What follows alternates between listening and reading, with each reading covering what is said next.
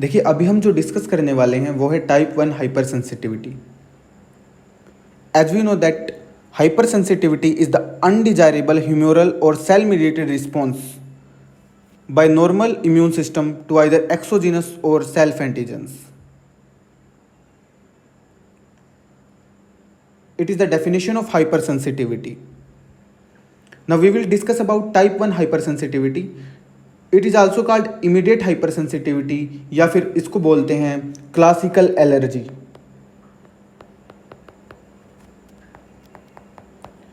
Classical allergy भी इसी को बोलते हैं। ये जो है IgE मीडिएटेड होती है। और जो एलर्जन किसको बोलते हैं? अब allergen is any antigen which can induce IgE production in the body. Allergen वह एंटीजन है जो हमारे शरीर में IgE एंटीबॉडी के प्रोडक्शन को इंड्यूस कर सकता है। Antigen that induce IgE production.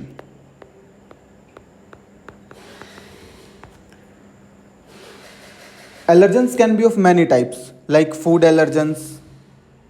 Like some people may have allergy from different type of foods like eggs, nuts, wheats, and animal source allergens like bee sting, wasp, cats, insect allergy, and allergy from rats. And environmental factors may also act as allergen, like dust, pollen, mold. And drugs may also act as allergen, like penicillin, tetracycline may be allergic to some persons. तो ये बहुत common सी बात है कि बहुत सारे allergens यानी वो सब्सटेंस मौजूद हैं एनवायरनमेंट में जो एलर्जी का कारण बन सकते हैं। तो अब हम बात करते हैं टाइप 1 हाइपर सेंसिटिविटी का जो मैकेनिज्म है वो कैसे ऑपरेट करता है। ये जो IgE प्रोडक्शन होता है ये होता कैसे है।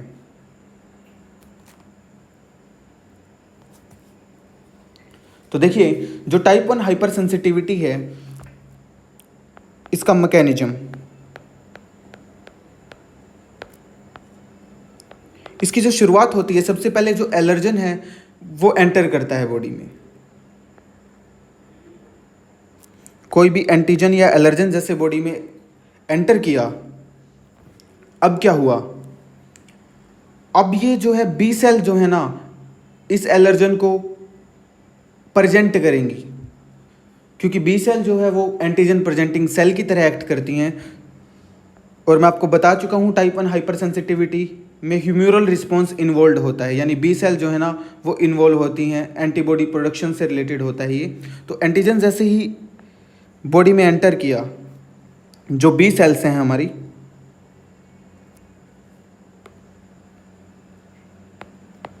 जो हमारी बी सेल्स हैं वो क्या होंगी?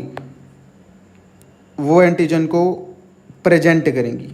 मीन्स कि बी सेल रिसेप्टर जो है उन पे एंटीजन जो है आके अटैच हो जाएगा। ये बी सेल के रिसेप्टर्स हैं, यहाँ पे ये एंटीजन जो है आके अटैच हो गया।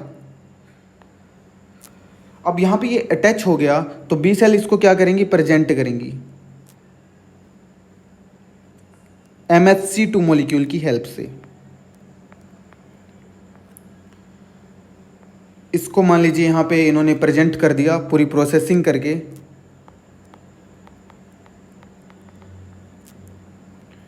अब प्रेजेंट कर दिया तो जो है MHC2 मॉलिक्यूल जो है वो इसको T हेल्पर सेल्स को प्रेजेंट करेगा। इस एंटीजन को T हेल्पर सेल्स के सामने प्रेजेंट किया जाएगा। देखिए जो अब T हेल्पर सेल्स हैं वो दो टाइप के होते हैं।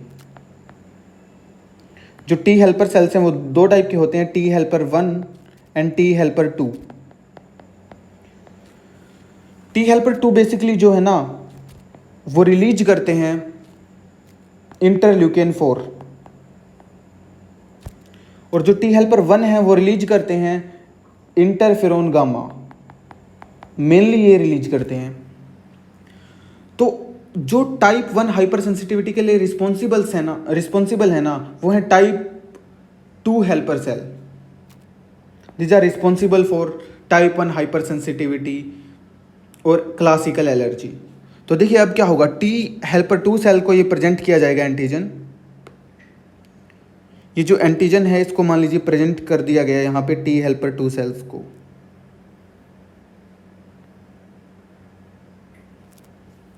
ठीक है, इन पे जो रिसेप्टर होता है वो CD4 रिसेप्टर होता है, जिसकी हेल्प से ये रिकॉग्नाइज करते हैं अब फॉरेन एंटीजन को। अब इन्होंने फॉरेन एंटीजन को रिकॉग्नाइज किया टी हेल्पर सेल्स ने, तो ये इंटरल्यूकिन 4 रिलीज करते हैं। ये इंटरल्यूकिन 4 रिलीज करते हैं। अब इन्होंने इंटरल्यूकिन 4 को जैसे रिलीज किया, उसके बाद क्या हुआ, बी सेल को मैसेज जाता है। बी सेल को एंटीजन या फिर एलर्जन के बारे में मैसेज आता है, एलर्जन हार्मफुल है नहीं है या किस टाइप का एलर्जन है, तो बी सेल इसको रिकॉग्नाइज कर पाती हैं। अब तो देखिए अब क्या होगा, बी सेल जो है ना, अब सेकंड स्टेप में बी सेल जो है वो मेमोरी बी सेल और प्लाज्मा सेल में डिफ्रेंशिएट हो जाएंगी। बी सेल जो है हमारी वो डिफ्रेंशिएट हो जाएंगी मेमोरी सेल और प्लाज्मा सेल में, मेमोरी बी सेल्स में और प्लाज्मा सेल्स में।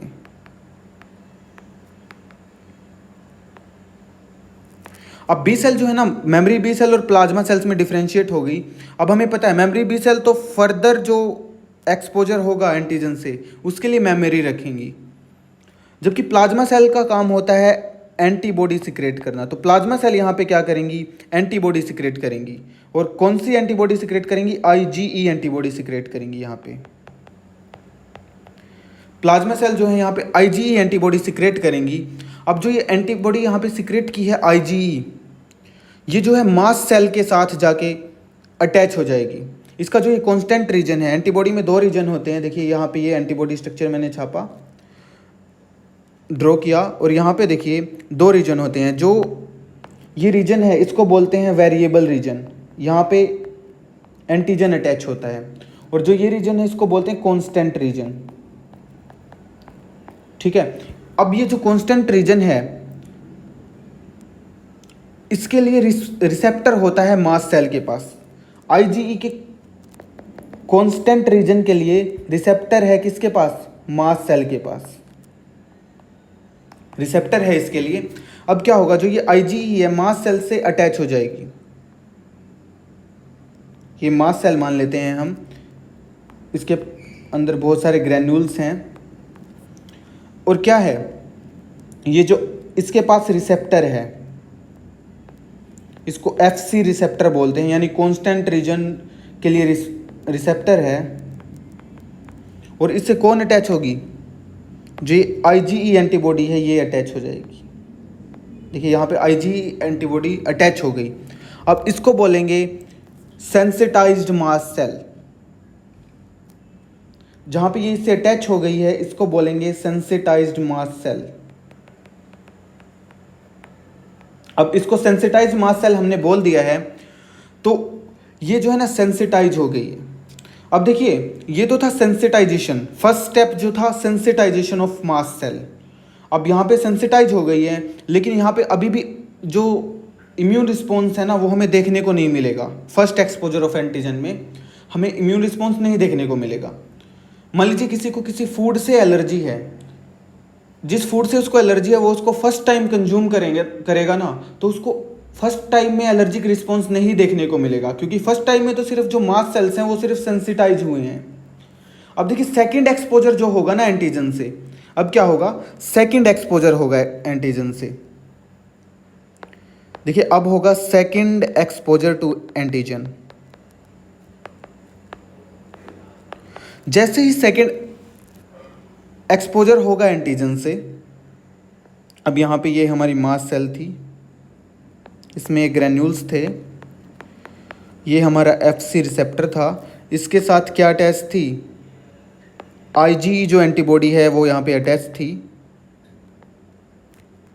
ठीक है, ये IgE अटैच थी, ये यहाँ पे FC रिसेप्टर था मास सेल के पास, FC रीजन यानी कांस्टेंट रीजन के लिए, IgE के कांस्टेंट रीजन के लिए यहाँ पे रिसेप्टर था मास सेल के पास।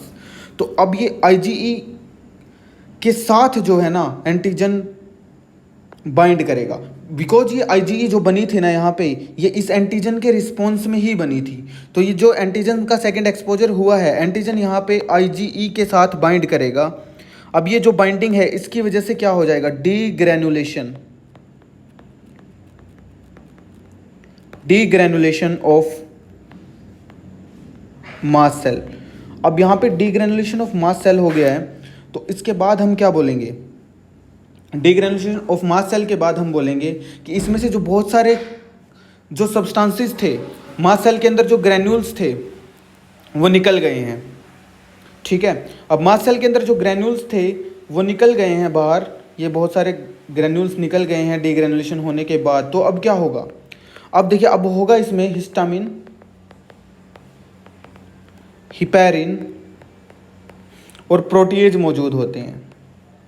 अब जो हिस्टामिन, हिपैरिन और जो ये प्रोटीएज है ना, इनकी वजह से इम्यून रिस्पॉन्स देखने को मिलेगा।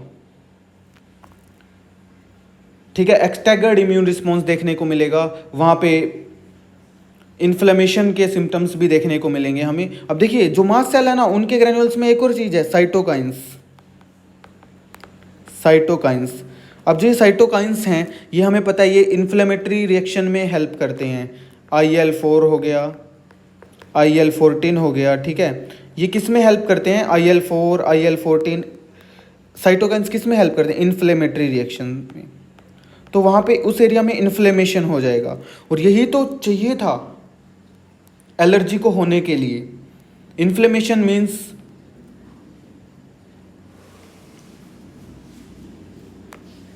Redness, swelling of the place, और यही तो चाहिए था। अब जो ये साइटोकाइंस रिलीज हुए हैं, ये फिर से टी हेल्पर सेल्स को एक्टिवेट करेंगे, बी सेल्स को एक्टिवेट करेंगे।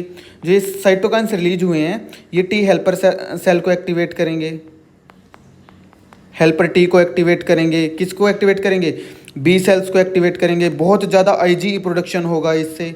तो ये बहुत चलता रहेगा प्रोसेस इस तरह से कंटिन्यूअस। तो यही है इसका मैकेनिज्म कि टाइप 1 हाइपर सेंसिटिविटी इस तरह से डेवलप होती है। ठीक है, अब जो ये हिस्टामिन आया है, हिपैरिन आया है, ठीक है, प्रोटीएज आया है, ये भी अपने अपने फंक्शन करेंगे। जैसे वैसोडाइलेशन होगा, जिससे इन्फ्लेमेटरी सेल्स जो हैं वो इस एरिया में इकट्ठा हो सकती हैं। तो जो टाइप 1 हाइपर सेंसिटिविटी है, मोटा मोटा हमने इसके बारे में क्या पढ़ा, देखिए हमने पढ़ा सबसे पहले मास सेल जो है ना वो सेंसिटाइज होंगी, उसके बाद जो है ना वो डीग्रेनुलेट हो जाएंगी सेकंड एक्सपोजर ऑफ एंटीजन के बाद। तो इसी तरह से हाइपर सेंसिटिविटी